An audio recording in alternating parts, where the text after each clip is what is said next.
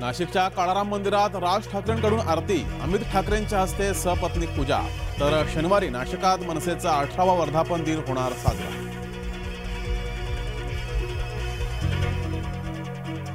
भाजपानं लोकसभेच्या किमान 35 जागा लढवाव्या, संघाच्या भाजपा वरिष्ठ नेत्यांना सूचना।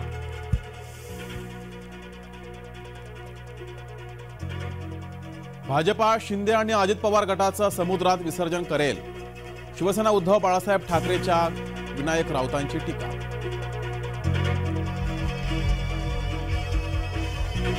एलपीजी सिलेंडरच्या किमतीत 100 रुपयांनी घट, महिला दिनी पंतप्रधान मोदींचा मोठा निर्णय। धाराशिवच्या भूममध्ये उद्धव ठाकरे यांची सभा, उद्धव ठाकरे साधणार मतदारांशी संवाद।